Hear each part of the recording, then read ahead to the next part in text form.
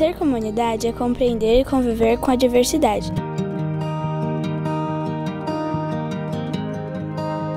É deixar de lado o individualismo e abraçar o próximo, independentemente do nome ou idade.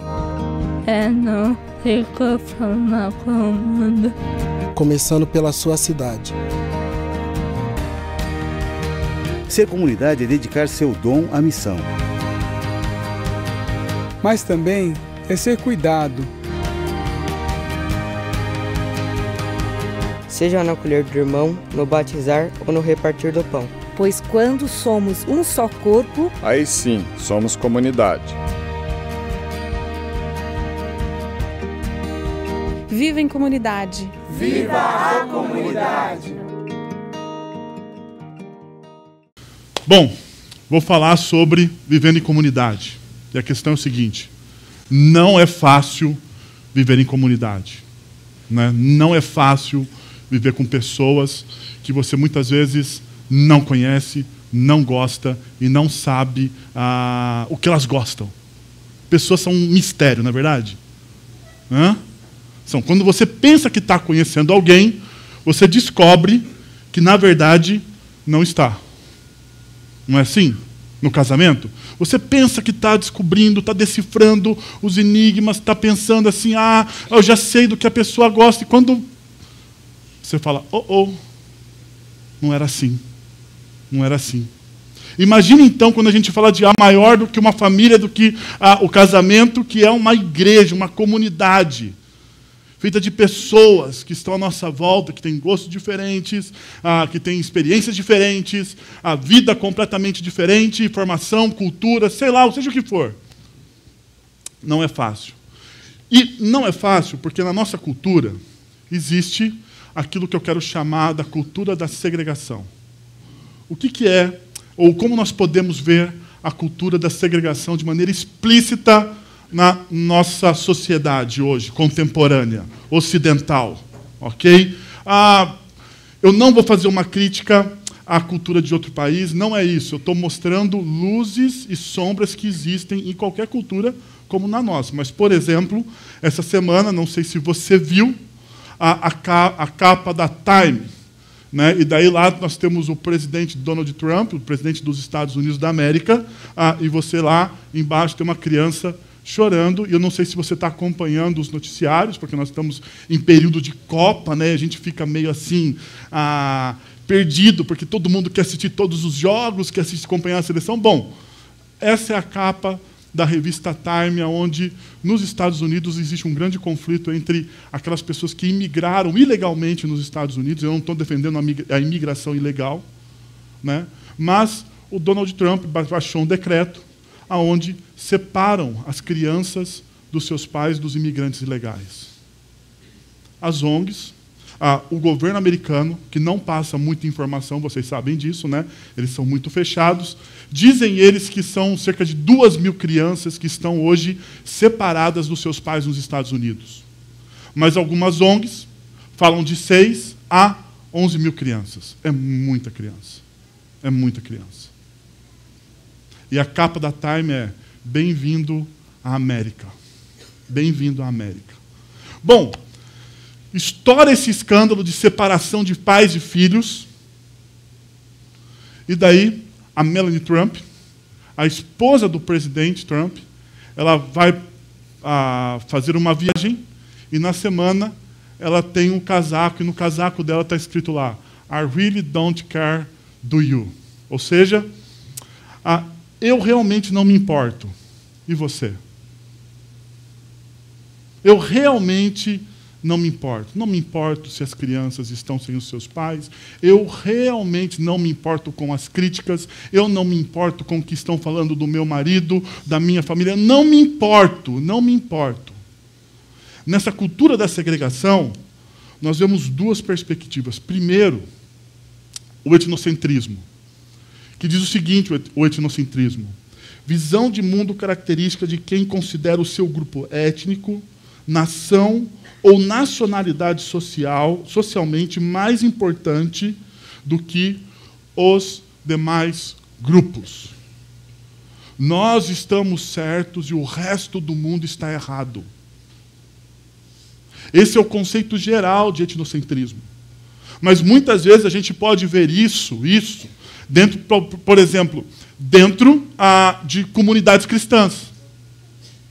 Nós estamos certos e o resto do mundo está errado. Nós fazemos do jeito certo, eu sou a pessoa certa porque eu conheço as coisas certas e o resto do mundo está fazendo as coisas erradas. Pode ter isso. Uma outra faceta dessa cultura da segregação é a alienação. E a alienação diz o seguinte: alienados não têm interesse em ouvir opiniões alheias e apenas se preocupam com o que lhes interessa. Gente alienada não gosta de ouvir o outro.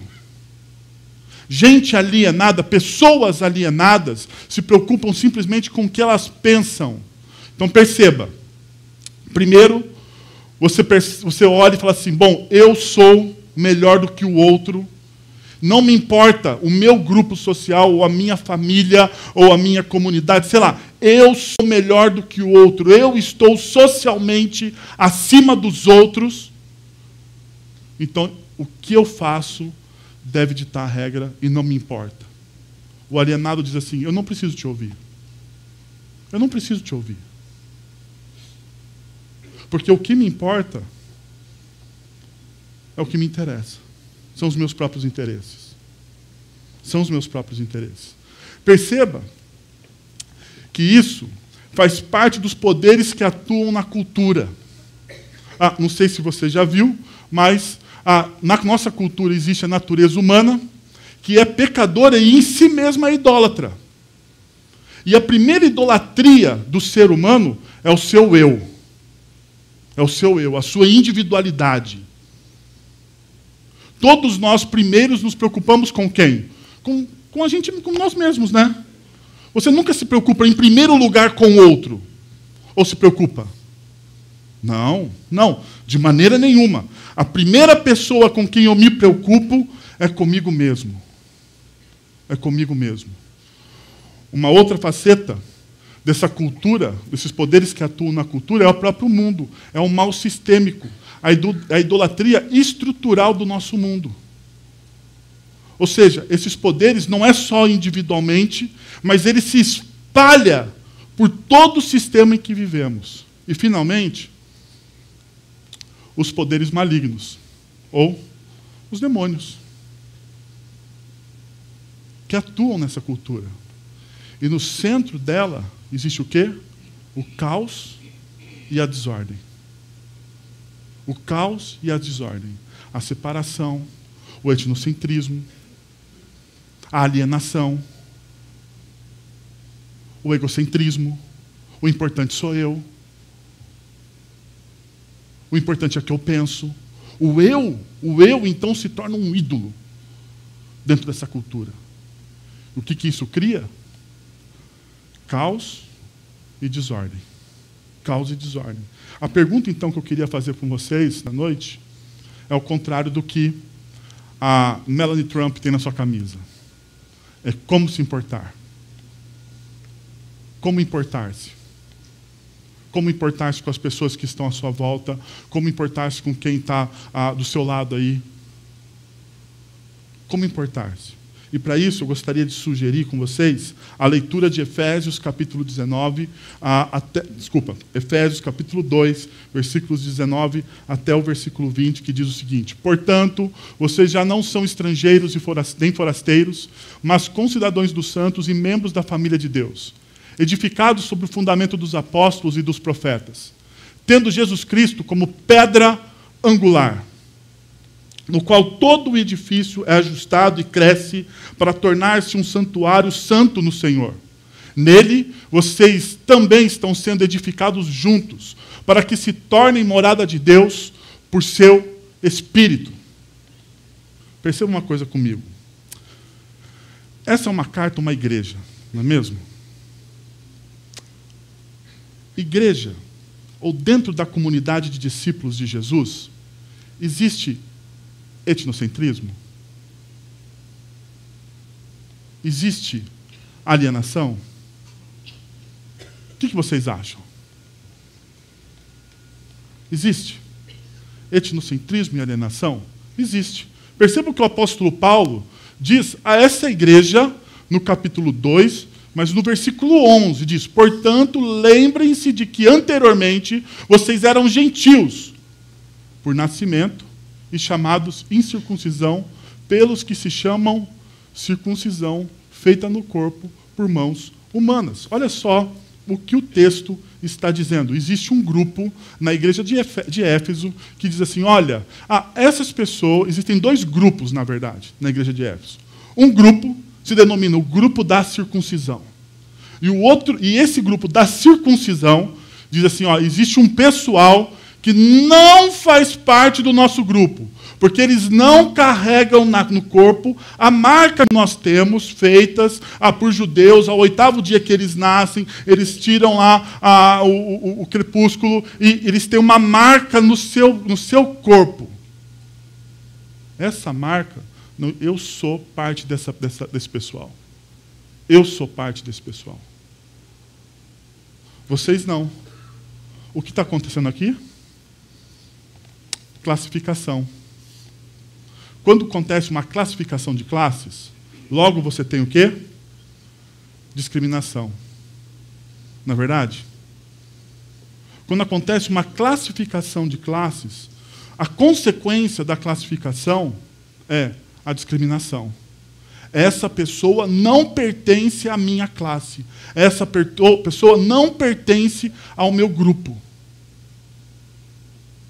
Essa pessoa não é igual a mim. Porque, afinal de contas, eu sou de um outro grupo. De uma outra classe. Discriminação. E depois da discriminação, preconceito. Nós todos temos preconceitos, não temos? Temos, não temos? Hoje pela manhã, estava conversando com o pessoal do Paineiras Manhã sobre o mesmo tema, fazendo a mesma reflexão. Eu contei que o nosso diretor de culto aqui, o André, baterista, formado na Unicamp, em música. Quando ele me dá uma carona, a playlist dele no carro tem jazz. Pessoa que ouve jazz é o quê? Você pensa assim, chique? Jazz? Não é? Quem ouve jazz? O André e o Flávio, só nesse lugar. Jazz. Daí, depois tem assim, passa um pouco de jazz, tem bossa nova. Daí lá, Tom Jobim, Vinícius de Moraes. Eu falo assim, André, não tem nada assim mais que eu entenda. Porque essas músicas assim, né? Você olha e fala assim, o que é isso? Não é? Quando você pega um cara como o André, descolado, e você ouve a playlist dele, você pensa o quê? Intelectual. Porque quem ouve jazz e bossa nova, intelectual. Não é? Mas pensa comigo o contrário. Se você pega o carro do André, pega uma carona com o André, e quando ele coloca a playlist dele, tem lá sertanejo universitário. Ou melhor, sai lá tipo uma Anitta. Ou, como o Everton gosta, Despacito.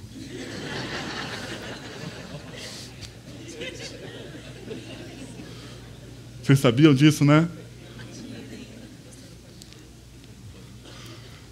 Despacito.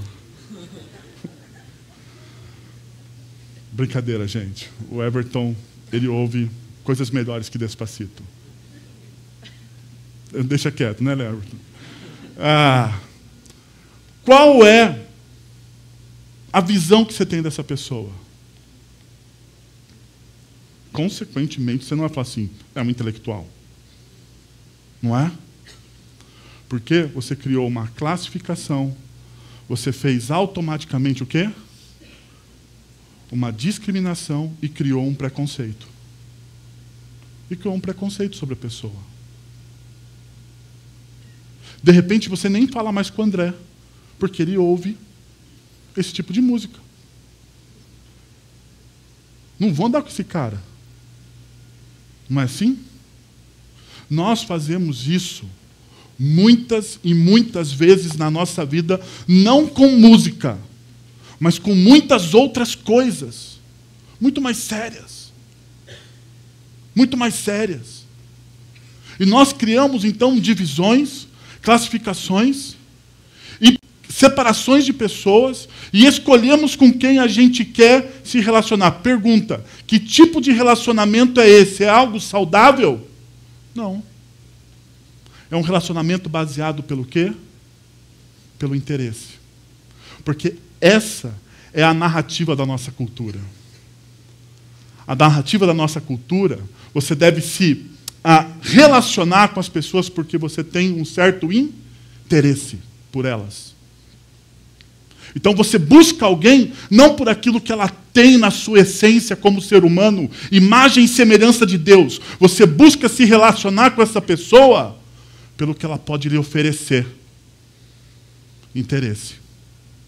Bom, na cultura de Efésios, ou a cultura de Éfeso, melhor dizendo, era uma cultura vingativa e humilhante. Por quê? A cidade de Éfeso era a principal cidade da Ásia Menor, devido ao comércio e à cultura e principalmente à religião.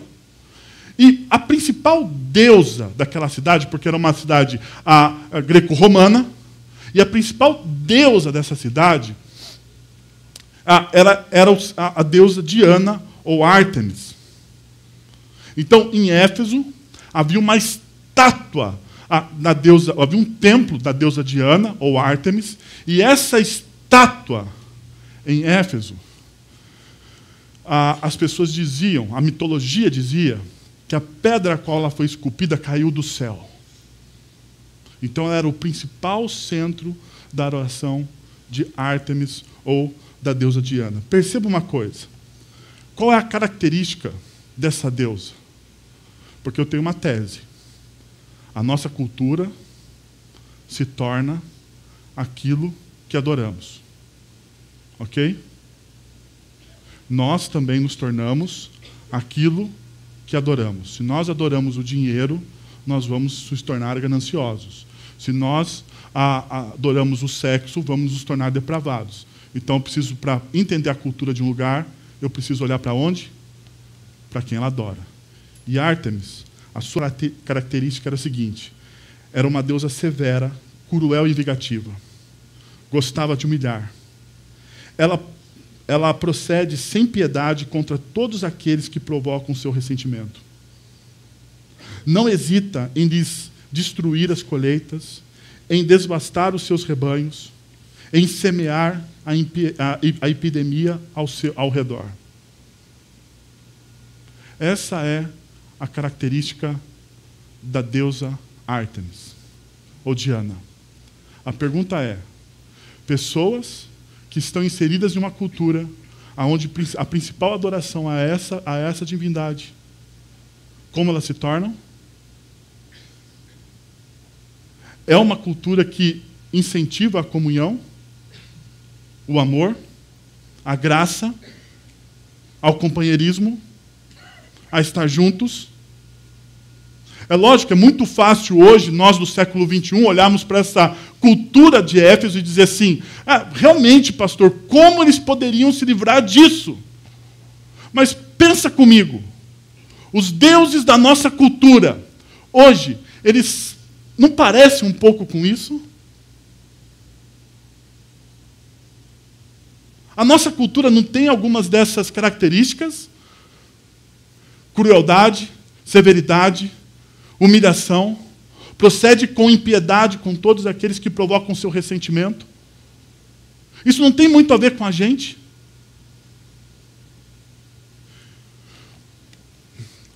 Olhando para o texto que nós lemos, para a cultura de Éfeso, para a nossa cultura, eu gostaria então de buscar respostas. E a primeira delas é o ensino que o apóstolo Paulo esboça no texto que nós lemos. E diz o seguinte, versículo 20: edificado sobre o fundamento dos apóstolos e dos profetas, tendo Jesus Cristo como pedra angular, na qual todo edifício é ajustado e cresce para tornar-se um santuário santo no Senhor. Perceba o que o texto está dizendo. Primeiro, o texto, Paulo começa dizendo, edificado sobre o fundamento dos apóstolos e dos profetas, tendo Jesus Cristo como pedra angular. Você pode me perguntar o que isso significa? Ok? O que isso significa? Fica mais fácil se eu mostrar para vocês um gráfico do que significa esse negócio de ser edificado sobre fundamentos dos profetas e dos apóstolos. É a história de toda a criação, ou a verdadeira história da criação, ou a verdadeira história da nossa humanidade. Essa é a verdadeira história da nossa humanidade, começando ali na criação, na queda, quando o homem faz a opção por viver desconexo de Deus, e Deus então começa um plano redentivo. Abraão, Moisés, e até Israel possuir a terra. Jesus é enviado para nos dar exemplos, para mostrar o que de fato é ser humano, é ser um ser humano conectado com Deus. Jesus, ele morre, ele ressuscita e ele envia o seu Espírito Santo à igreja. Essa igreja, ela faz discípulos. Ela espera a nova criação. Quando no final nós vamos ter a mesma comunhão do início de tudo. Quando Paulo diz existem os fundamentos de uma história real, Paulo está dizendo isso.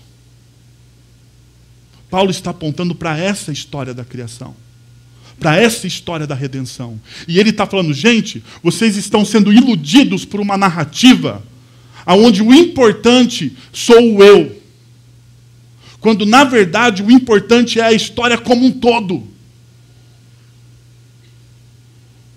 Então, ele continua. Ele mostra os fundamentos, ele percebe, ele diz o seguinte, tendo Jesus Cristo. E Jesus Cristo, ele faz o quê? No qual todo o edifício é ajustado e cresce. Mas antes, Paulo lhe dá uma característica para Jesus Cristo. Jesus é o quê? Ele é a pedra angular. Você sabe o que significa ser uma pedra angular? Você sabe o que significa isso? Jesus é a pedra angular. Ok, pedra angular. O que significa? Nas construções antigas, você tinha essa pedra angular, ela era o principal fundamento. E não só o principal fundamento, ela dava todo o norte para o restante de toda a construção. Então essa pedra angular, ela ficava posicionada de maneira estratégica, que toda a construção, mais tarde, fazia referência a quem? A pedra angular. Toda a construção. Então Paulo diz assim, olha, esse fundamento histórico que é Jesus Cristo, esse fundamento histórico que é Jesus Cristo, é a nossa pedra angular. E essa pedra angular, ela faz duas coisas. Ela faz os ajustes e ela faz o edifício crescer.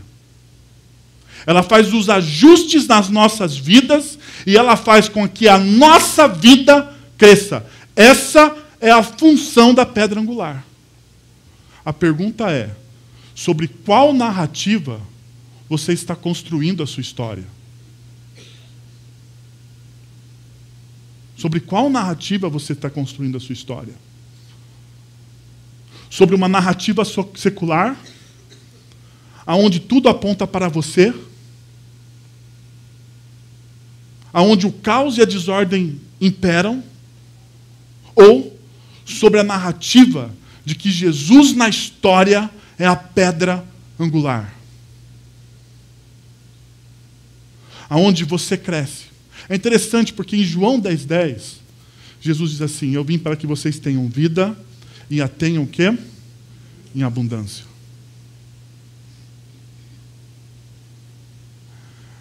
Quando eu olho para isso, eu sei que muitas vezes a gente interpreta os textos bíblicos como a gente quer, né? E a gente pensa vida em abundância, ou vida plena, que é o que quer dizer vida em abundância. A gente pensa assim, bom, a vida em abundância e vida plena tem a ver com aquilo que eu quero para a minha vida. Não, primeira coisa, é aquilo com que Cristo quer para a sua vida. Isso se torna vida plena e vida em abundância. Ok? Mas pensa comigo, o texto não diz, de João 10:10, que você vai sobreviver, simplesmente. Não é? Ele não diz isso. Eu vim para que vocês tenham vida e apenas sobrevivam. É isso que o texto diz? Não. Não. Ou o texto não diz, eu vim para que vocês tenham vida e sejam medíocres. Também não. O texto diz, eu vim para que vocês tenham vida e tenham essa vida de forma plena. De forma plena. Por isso, tendo Jesus Cristo, no qual toda a sua história é edificada. Toda a sua história é edificada. Quando a sua história é edificada em Cristo Jesus, ela é o quê? Ajustada, porque toda vez você lembra e olha e vê e percebe quem? Cristo Jesus, como referência daquilo que você está fazendo. E Ele sendo a sua referência daquilo que você está fazendo, você faz o quê? Você cresce. Você cresce. Esse é o primeiro. O ensino. Sobre qual narrativa você está construindo a sua história. Segundo, existe uma ação. Perceba o texto. Diz assim, nele vocês também estão sendo edificados juntos. Nele vocês estão sendo edificados junto para se tornarem morada de Deus por seu Espírito. Nele vocês estão sendo edificados, o quê? Juntos. Biblicamente, ninguém cresce sozinho. Não existe isso. É estranho para a gente, né? Numa cultura ocidental, onde o individualismo é um Deus, né? A minha individualidade, ninguém pode tocar na minha individualidade, ninguém pode. Eu faço o que eu quero, do jeito que eu quero, da forma que eu quero. Porque se alguém me der um conselho que eu não quero, eu nunca mais falo com essa pessoa. Não é assim que a gente pensa? Porque, afinal de contas, é a minha individualidade. É aquilo que eu sinto. Perceberam? Na perspectiva bíblica, o que você sente e você, deixa eu esclarecer aqui para você, você é altamente importante. Na verdade, na perspectiva bíblica, segundo o Salmo 8, nós somos a coroa de toda a criação que Deus fez. Então você é altamente importante, altamente relevante. Mas não é só você. Não é só você que Deus fez importante. Deus fez importante a pessoa que está ao seu lado também. Ele também é parte dessa história maravilhosa da criação. Ele também é a coroa de toda a criação. Então não existe aquela pessoa que é mais importante do que a outra. Porque aos olhos do Deus Todo-Poderoso, todos nós somos iguais. E o texto diz, todos nós somos edificados o quê? Juntos. Juntos. Então, não existe maturidade sem o outro. Você não se torna maduro sozinho. Você se torna maduro convivendo com a outra pessoa. Não existe, então, crescimento sem o outro. Você não cresce sozinho, você precisa da outra pessoa para crescer. Não existe... todos estão sendo usados por Deus na história. Perceba o que Paulo diz no próprio livro, na própria carta de Efésios, capítulo 4, versículos de 2 a 6. Sejam completamente humildes e dóceis. E sejam pacientes, suportando uns a outros com amor. Para aqui, a gente já continua no versículo 6. Qual é a nossa ação aqui? Uma ação, o apóstolo Paulo. Vocês precisam crescer juntos. Como que a gente cresce juntos? Sejam completamente Primeiro, humildes. O que é ser humilde hoje em dia?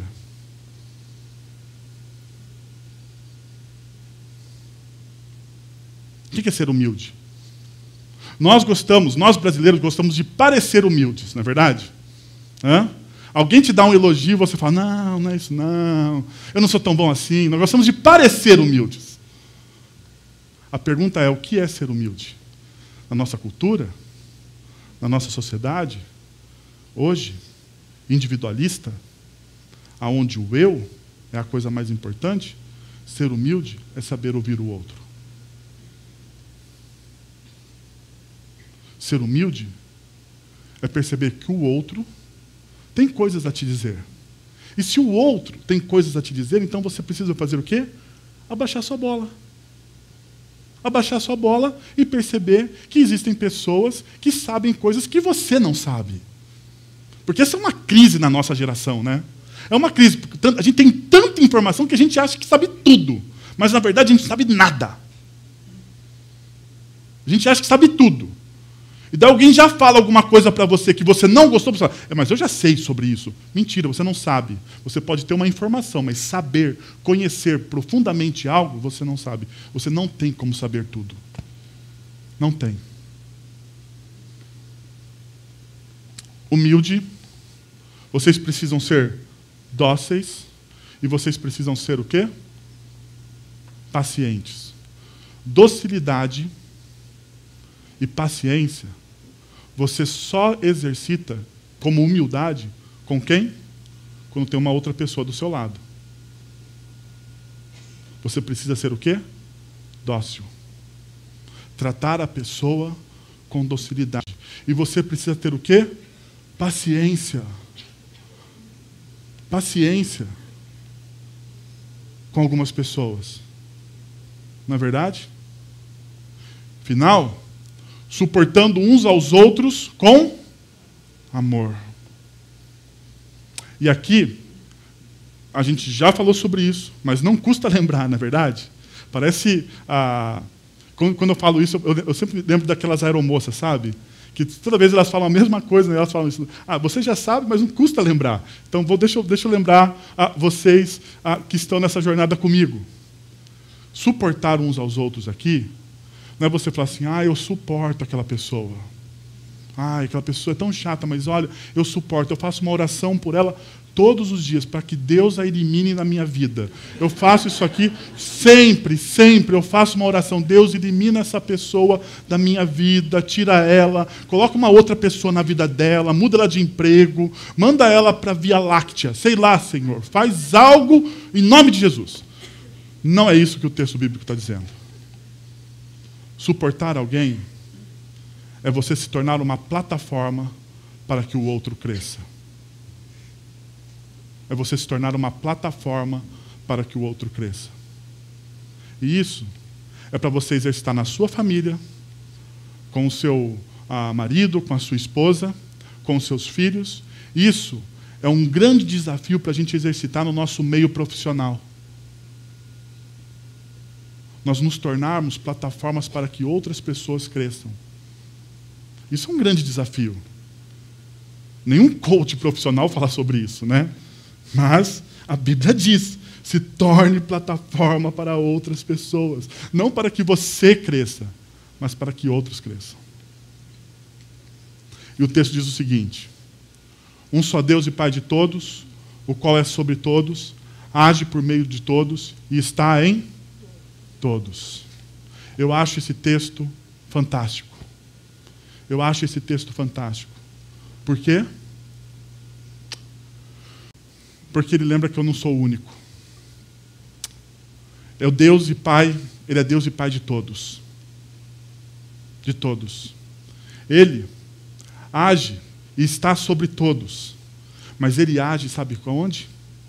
Em todos. Ele age em todos. Em você, em mim.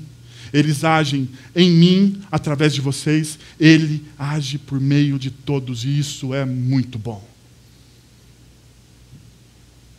E o mais extraordinário disso é mesmo você que não se envolva com a comunidade, Deus está agindo através de você. Deus está trabalhando através de você. Na minha vida, na vida dos outros pastores, na vida das pessoas que servem nessa igreja.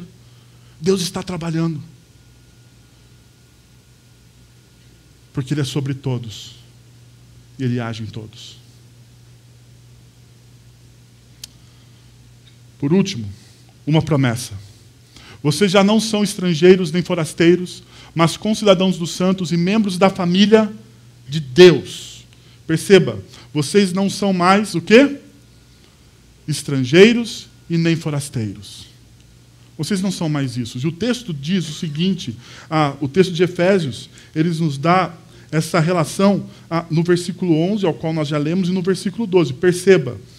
Portanto, lembre-se de que anteriormente vocês eram gentios por nascimento e chamados incircuncisão pelos que se chamam circuncisão, feita no corpo por mãos humanas, e que naquela época vocês estavam sem Cristo, separados da comunidade de Israel, sendo estrangeiros quanto à aliança da promessa, sem esperança e sem Deus no mundo. Perceba as negativas. Sem Cristo, separados da comunidade de Israel, estrangeiros quanto à aliança da promessa, sem esperança e sem Deus no mundo. Sabe quem eram essas pessoas? Ou quem são essas pessoas? Nós. Mas o texto diz que através de Cristo Jesus, nós nos tornamos, então, concidadãos santos, ou seja, compatriotas, nativos da mesma cidade. E o texto de Filipenses nos dá uma luz sobre isso. A nossa cidadania, porém, está nos céus, de onde esperamos ansiosamente o Senhor Jesus Cristo. Eu tenho uma cidadania. A partir de Cristo Jesus, eu tenho uma nova identidade. E isso se expressa, essa nova identidade, se expressa aqui, membros da família de Deus. Eu não sou simplesmente um cidadão de uma nova pátria, de um novo local, porque isso seria genérico. E daí Paulo ele parte de algo genérico para algo específico. Ok? Ele parte de cidadãos de uma cidade, dos santos. Ele parte para membros da família de Deus, algo específico. E isso me lembra identidade. Através de Cristo Jesus, daquilo que Ele fez na cruz, da verdadeira narrativa da história, eu ganho uma nova identidade. Eu ganho uma nova identidade. Eu ganho um novo eu. O apóstolo Paulo, em 2 Coríntios, capítulo 5, ele diz, porque em Cristo Jesus todas as coisas são feitas o quê? Novas. Novas. Em Cristo Jesus você é uma nova pessoa. Em Cristo Jesus você é restaurado. E daí, nessa nova identidade, você tem formação, comunidade e missão. Sabe o que isso me lembra? Deixa eu mostrar isso para vocês de maneira prática. Formação. Amar a Deus.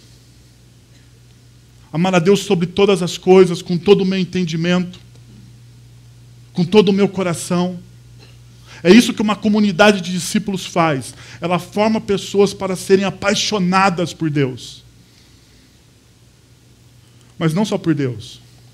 Existe a comunidade. E a comunidade significa amar uns aos outros. Se envolver. Se envolver. Saber quem são as pessoas. Servir. Servir as pessoas que você não conhece. Demonstrar amor e graça e estender essa graça às pessoas. Por último, missão. Amar quem? Ao próximo. E quando essas três realidades se juntam, nós temos o quê? O reino tangível. Sabe o que é isso? Você experimenta agora o reino de Deus. Isso é a promessa. Isso é a promessa. Você experimenta agora o reino de Deus. E esse convite para experimentar o reino de Deus agora, ele está estendido a vocês. Ele está estendido a vocês. Então, eu gostaria de fazer algumas perguntas. Ou melhor, duas. Você se importa? Você se importa? Assuma um compromisso de viver em comunidade. Se você de fato se importa.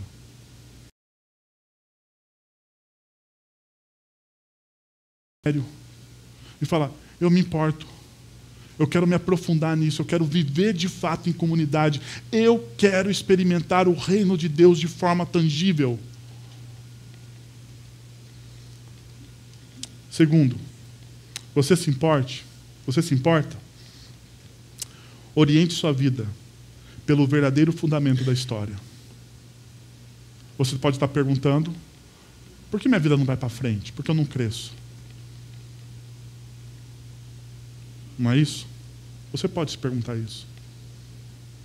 Está aqui. Você não é ajustado e você não cresce porque você não olha para aquele que é o verdadeiro fundamento da história, que é Cristo Jesus. E eu gostaria de convidar você a fazer isso nessa noite. Quero convidar você a fechar seus olhos, a abaixar sua cabeça, a ter um tempo de reflexão e a orar comigo. Senhor, nós estamos na Tua presença, Pai. E nós precisamos do Senhor, nós precisamos, Deus. Nós confessamos aqui que nós precisamos da Tua graça, da Tua misericórdia, do Teu amor. Nós precisamos da Tua paz. Nós precisamos, Deus. Mas além de precisar, Senhor, do Senhor, nós também, Senhor, queremos dizer que precisamos construir as nossas vidas à base do verdadeiro fundamento de toda a história, Senhor. A base do fundamento de toda a história, que é Cristo Jesus, o nosso Senhor. Pai, eu quero te pedir em nome de Jesus, que o Senhor derrame da Tua graça, da Tua misericórdia, e que o Senhor restaure as vidas aqui, Senhor. O Senhor sabe, o Senhor conhece todos os corações que aqui estão presentes, porque não existe pessoas mais importantes, menos importantes. O Senhor não faz, ó Deus, distinção de pessoas. O Senhor não faz distinção. Não importa qual é o tempo de caminhada dessa pessoa, não importa, Senhor. O que importa é que o Senhor deseja restaurar a vida. Eu quero convidar, Senhor, para que o Senhor faça isso, Deus. Restaure a vida e transforme. E que possamos aprender a viver em comunidade, Deus. Porque essa é uma grande dificuldade do nosso coração, Senhor, inserido na nossa cultura. Nós pedimos isso em nome de Jesus. Amém.